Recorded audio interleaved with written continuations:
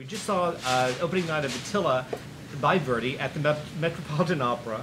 We were really excited about this opera because for the first time, Mucci Prada. Mugi. No, not Mugi. Musia. That sounds Italian. Musia Prada and Herzog and de Muren were the architects who have worked with her on stores before. They're really amazing architects. Yeah. They did the Bird's Nest in China and Beijing, which we saw last year. Prada, we've always respected them. So we were really excited about seeing what they were going to do with the set and the costumes. Looks like she's nervous. She's she is. This picture of her, she looks like she doesn't know what she's doing. Mucci Prada. In this picture, she's like, "Oh, will they like it? I don't know. I'm nervous about it." They got booed. Not the conductor and the musicians and the singers. Herzog and de Muren were booed horrifically. Booed like tremendously. In order to boo, you have to have a level of knowledge of what you were booing at. And we've been to operas where they've been booed before, but never has there been this much booing. Maybe is it the same way that we have a gripe with casting Hollywood actors on Broadway shows? Are they maybe saying, hey, my buddy that designed sets and has been doing so as a craft is being usurped by these rock star architects? Maybe so. So, you know. But then again, this is the first time this show's ever been at the Met. Right. It debuted in on March 17th. Not, I mean, in 1840, whatever. I love the fact that we don't have any information. We don't have any real information. There were many people screaming bravo to try to drown out the booing. Yeah. And those people are the future of the Metropolitan Opera. Because they're young. And we got a pulse. In all honesty, the set was very architectural. It was very much like, here is the set up here. It was very and much. And the actors are here acting under the. Well, they weren't really acting. Are they actors in opera? The first act was tremendous. Yeah. It was like an exploded highway, and it was so contemporary and so. But at the same time, sort of like ruins. Like it was Right, also. it had reference to the ancient world as much as it looked like bombed out Baghdad. Yeah. That's where this whole discussion began, that we had about how they could have politicized this a bit more. You know what? I'm glad they didn't politicize it. You think? Yeah. If they got this much booze making it look like that, if they had George Bush come out as Attila the Hun, think about the booze they would have gotten that time. I don't know though. I thought the set it did what it was supposed to do and act as a set, as a backdrop. It wasn't distracting.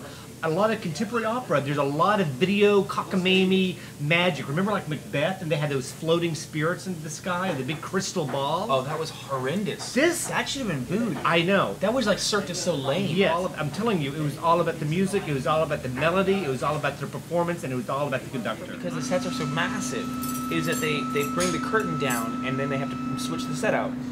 And this one they did a lot. They did it a lot, more so than I've ever seen. Which I like. And it was noisy as heck back You could there. hear chains. And you could. It was like Barnaby's ghost was back there. It's understandable. You've got this huge set the size of a football field, and you're moving a parking garage and replacing That's good. it. If you want to talk to America about anything, just compare it to a football field. The stage is it's like a football field. You're replacing a parking garage with a big shrubbery. It was all about lush greenery. It was somebody out there who has an artificial plant business. It made their year. Cha-ching. I think it was the second to the last scene was probably the best scene. They could have almost stopped with that. Well, they couldn't have because it was written that there was other scenes. I mean, when you're dealing with opera, it's kind of been around for a while. The strange. Well, you know what? Actually, this was performed at one time in which Attila kills her. Really? Yeah, I think I was reading about that. They Really? actually performed it in which he kills her. Oh, not to ruin it for you. Oh, now you know what's going to happen. But opera world rocked. Ending changed. I think that we saw the thinnest people ever on the Met stage tonight. Because at some point, girls would walk in and it looked like they all worked at a Prada store and they'd just stand there. And, I mean, it was nice, but it was too contemporary or it was too derivative of Prada.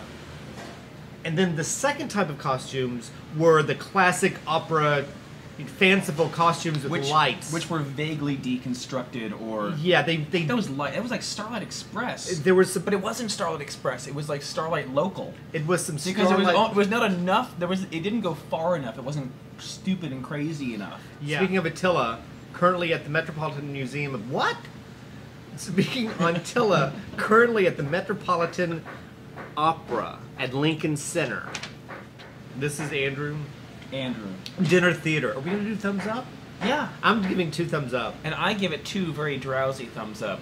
Because I sleep at the opera. This is the first time we've had 4 thumbs up. Do we get the silly spring? Okay, I can't pronounce anything, but Violetta Urmana? I can't read anything. Violetta Urmana, yeah. It's a good name.